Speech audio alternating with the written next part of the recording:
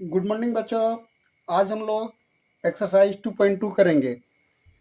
Exercise 2.2 करने से पहले हम लोग देखेंगे कुछ प्रॉपर्टीज, कुछ गुण के बारे में। ठीक है, जो हम लोग सामान्यतः सॉल्व करने में यूज करते हैं। जैसे आपके सामने तीन प्रॉपर्टी है। पहला प्रॉपर्टी है कम्यूटेटिव प्रॉपर्टी, जिसको बोलते हैं हिंदी में क्रम विनिमय। दूसरा प्रॉपर्टी है एसोसिएटिव प्रॉपर्टी, जिसको बोलते हैं सहचारिता। और तीसरा प्रॉपर्टी है डिस्ट्रीब्यूटिव प्रॉपर्टी, जिसको बोलते हैं वितरण या बंटन हिंदी में। अब देखते हैं कम्यूटेटिव प्रॉपर्टी होता क्या है। और एडिशन,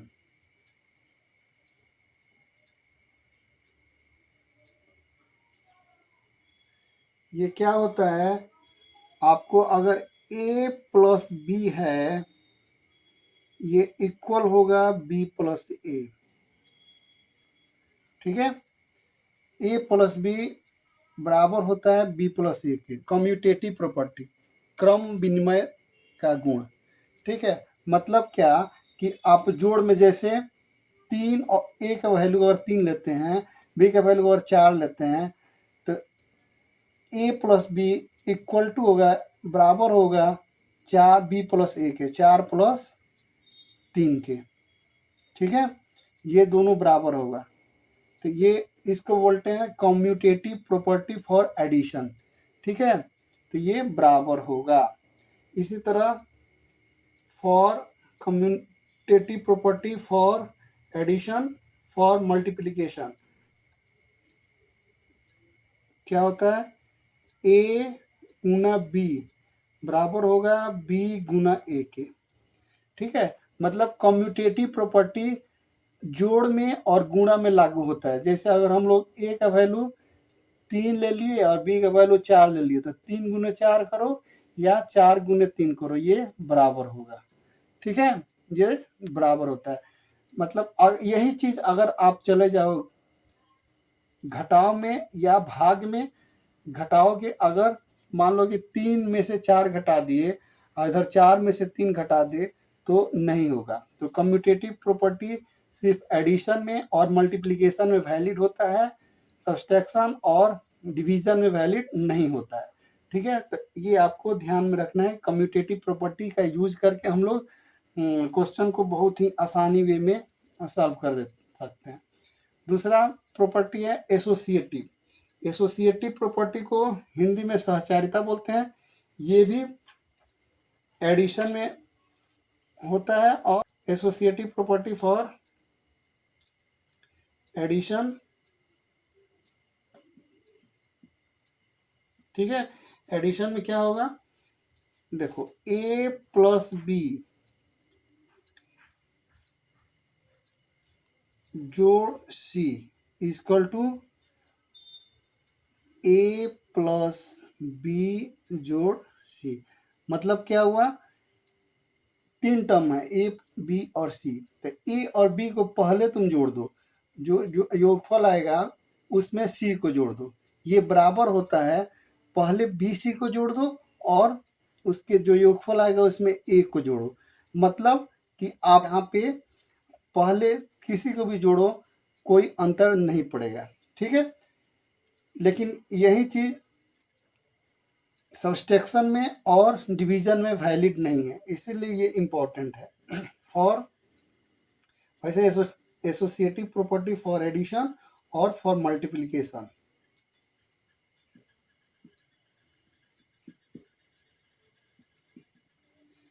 ठीक है, तो ये देखो, इसमें होगा ए में गुणा करना है बी और गुणा कर दो सी, ये बराबर होगा ए गुने बी गुने सी।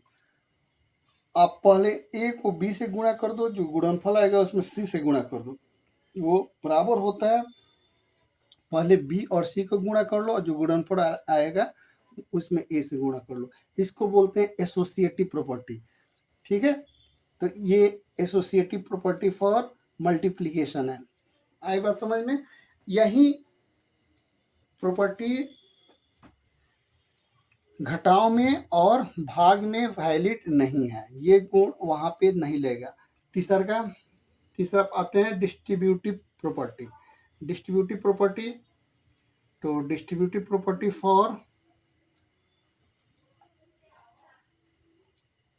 मल्टीप्लिकेशन,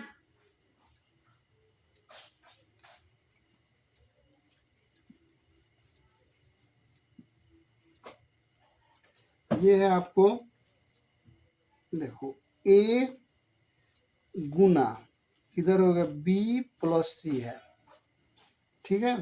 तो इसको आप लिख सकते हो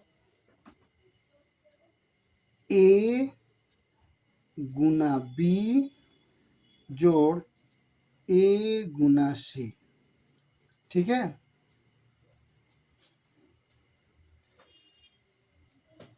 ये बोलते हैं डिस्ट्रीब्यूटिव प्रॉपर्टी फॉर मल्टीप्लिकेशन। ऐसे डिस्ट्रीब्यूटिव प्रॉपर्टी फॉर डिवीजन भी है, फॉर डिवीजन, ठीक है। इसमें सेम आप कर सकते हो, ए प्लस बी में भाग दे दो सी से, ठीक है। तो ये इक्वल टू होगा ए भागा सी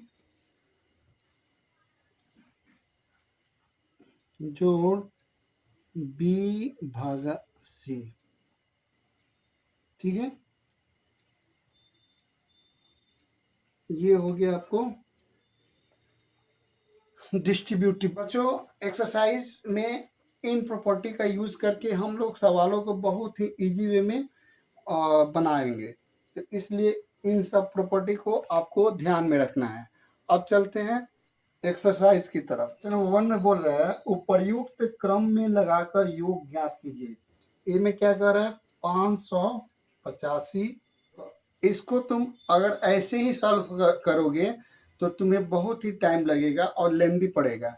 इसको हम लोग क्रम में लगाना है, तो इसको हम लिख सकते हैं क्या, देखो 585 लिख दिए और इस 15 को इसके साथ मिला दिए, ठीक है। उसके बाद 956 लिख दिए, ठीक है। ऐसे लिख सकते हैं ना, पहला और तीसरा को साथ मिला दिए। अब इसको जोड़ो, 5 5 10, 8 1 9 1 10 और ये 5 1 6 600 हो गया। अब देखो कितना आसानी से हम लोग जोड़ देते हैं, ठीक है। ये कितना हो जाएगा 56 और 9 6 15 आंसर, ठीक है। तो क्रम में लगाने से कितना इजी वे में हो गया, देख रहे हो। अब बी में दे रहा है 1675 जोड़ 946 जोड़ 325, ठीक है। तो यहाँ पर देखो, यहाँ 75 है और यहाँ 25 है, इन दोनों को एक साथ रख लेते हैं। इसको हम क्या लिख सकते हैं, ऐसे लिख सकते हैं, कोई अंतर नहीं है। क्रम विनिमय नियम कहता है कि क्रम चेंज करने से जोड़ में कोई अंतर नहीं होता है, आप लोग जानते हैं वो।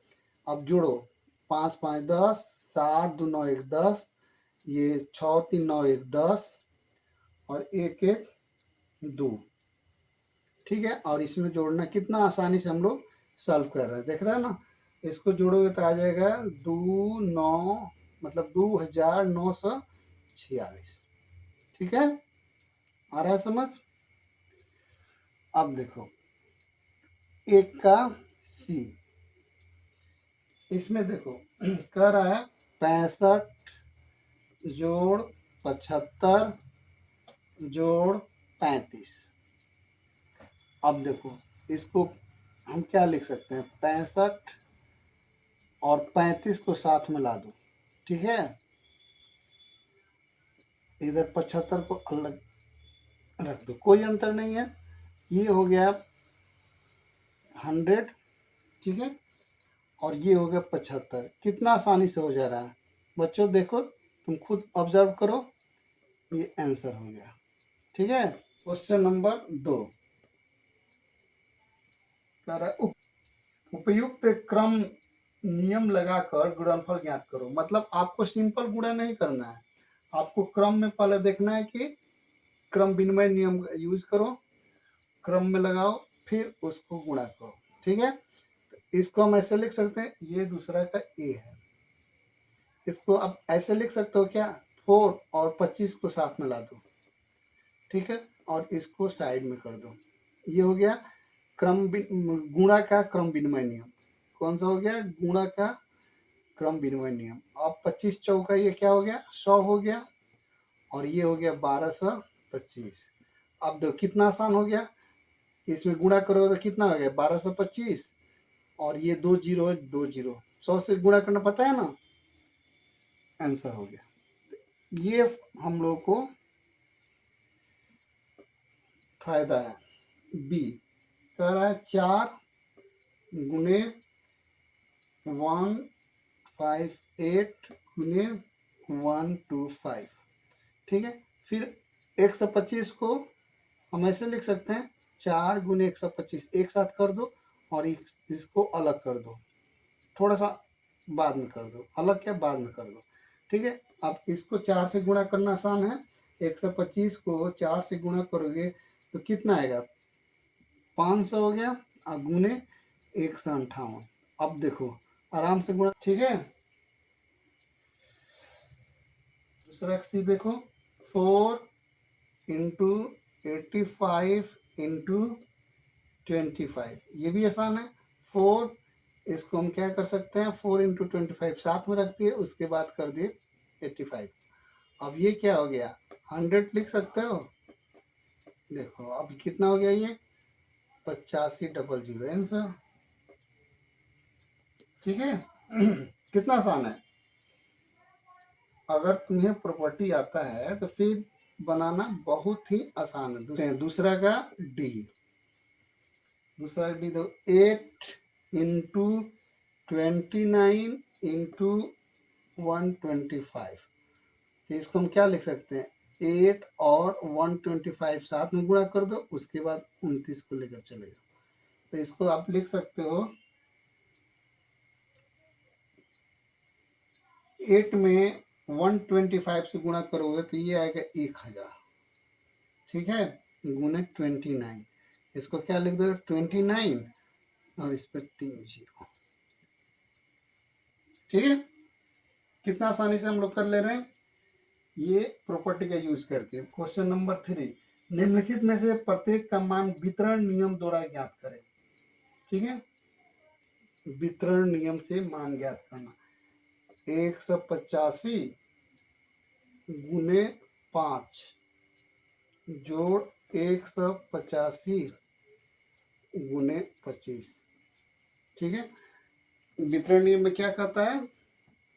अगर अलग अलग हो तो आप कॉमन ले लो। देखो 185 यहाँ भी है, 185 यहाँ भी है, तो हमने क्या किया, इसको लिख सकते हैं ऐसे, 185 कॉमन ले लिए, तो यहाँ पर क्या हो जाएगा? 5 जोड़ यहाँ पे 25, तो क्या हो जाएगा? 185 इंटू 30। ये जब तुम गुणा करोगे, 4 इंटू 18 जोड़ 4 इंटू 12, तो आप यहाँ पे 4 कॉमन ले लो, 4 दोनों में है, तो क्या बच गया? यहाँ पर गुणा का चिन्ह दे सकते हो, नहीं भी दोगे तो वही बात हुआ, ठीक है।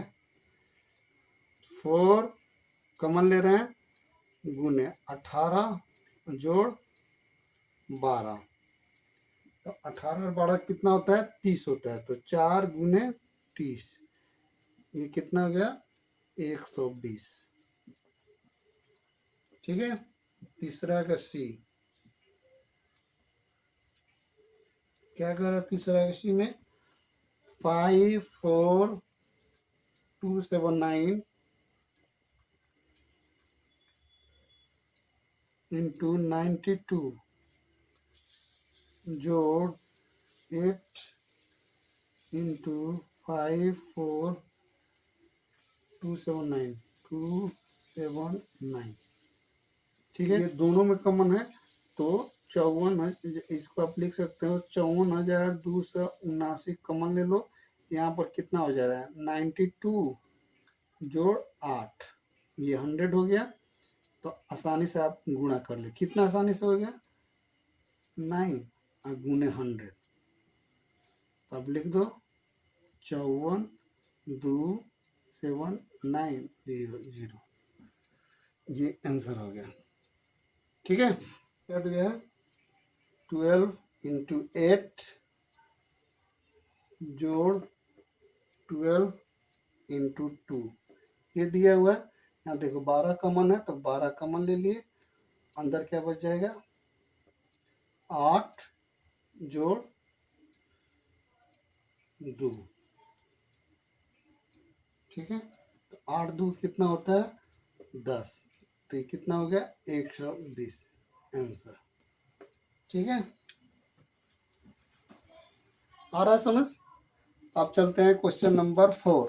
क्वेश्चन नंबर 4 क्या करें, उपयुक्त गुणों का प्रयोग करके गुणनफल ज्ञात करो। क्या दिया हुआ है ए 585 गुने 806, ठीक है। तो आप इसको क्या लिख सकते हो, कौन सा गुण लगेगा।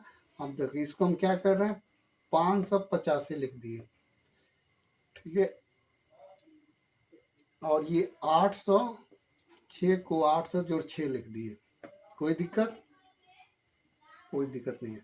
अब 585 से तुम 8 से गुणा कर दो, आसान है। 585 से एक बार 6 से गुणा कर दो, तो 585 से 8 से गुणा करेंगे तो 0 0 0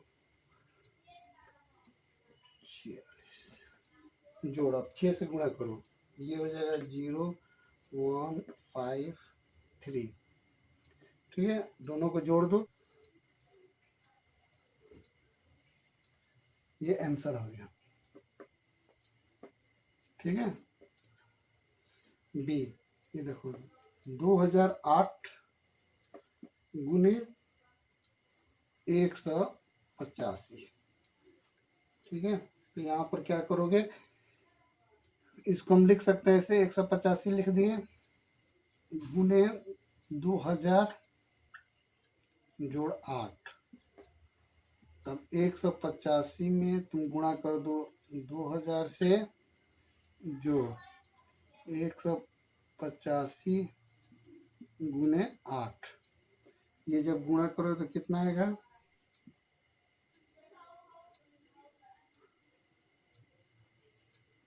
ठीक है। 185 में 8 से गुणा करो 1480, जब ये जोड़ोगे तो आएगा, जब तुम ये जोड़ोगे तो आएगा इतना, ठीक है। जोड़कर देख लो। अब चलते हैं सी, तीसरा चौथा का सी, ठीक है। देखो कितना दिया हुआ है 854 गुने 102, इसको हम क्या लिख सकते हैं 854 रहने दो, इसको 100 प्लस 2 लिख दो। अब एक बार 854 में 100 से गुणा कर दो,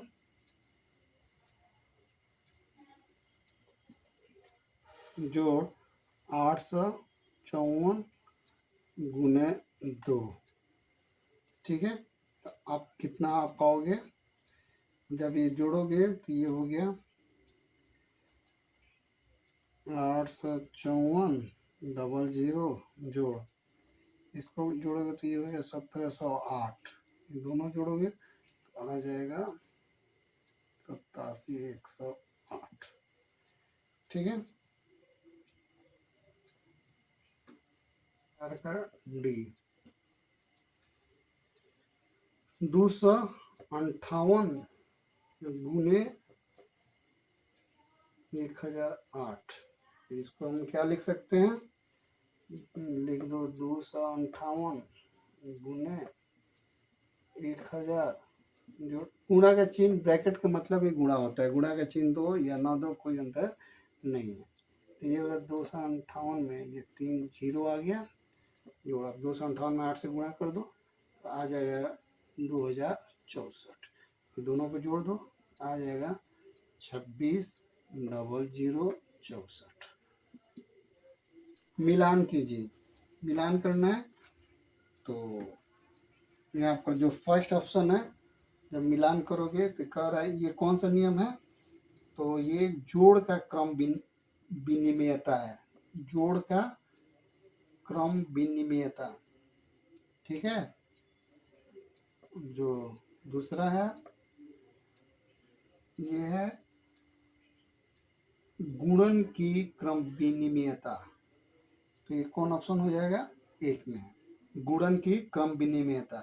अब देखो आपके पहले ही हम सारा लिखवा दिए हैं, सारा पढ़ा दिए क्लास से पहले, और नहीं क्लियर है जिसको जाकर शुरू में देख लो फिर से, ठीक है। तीसरा में क्या होगा, तीसरा देखो पहचानो, तीसरा में हो जाएगा आपको योग पर गुणन का वितरण नियम, ठीक है। और चौथा जो है इसमें हो जाएगा तीसरा, और ये है गुणा का सहचर नियम, ठीक है। नियम क्या क्या है मैंने पहले ही बता दिया है। क्वेश्चन देखो, सीधा देख के ही पता चलता है कि कौन सा नियम है ये। अब चलो चलते हैं क्वेश्चन नंबर 6। कोई दूध वाला एक होटल वाले को सुबह 45 लीटर दूध देता है और शाम को 55 लीटर दूध देता है। यदि दूध का मूल्य 15 रुपया प्रति लीटर है तो दूध वाले को प्रतिदिन कितनी धनराशि प्राप्त होगी। तो देखो हम लोग इन रूल से बनाएंगे तो आसानी से बन जाएगा। पहले हम लोग क्या करते हैं, दूध कितना है, तो सुबह में दूध कितना मिलता है, सुबह में दूध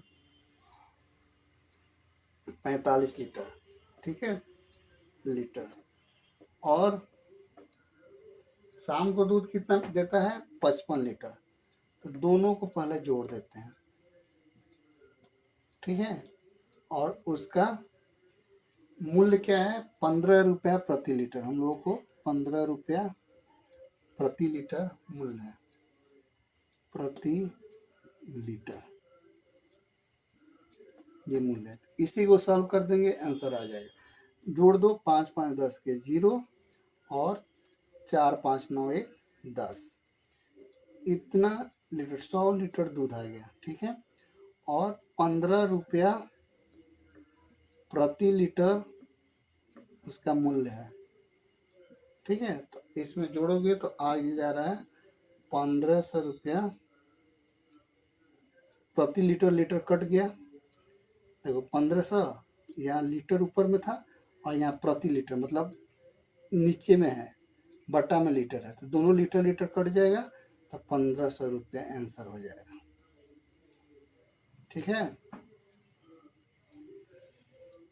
आज का क्लास यहीं पे खत्म हो रहा है। हम मिलते हैं नेक्स्ट वीडियो में, नेक्स्ट क्लास में। Thank you.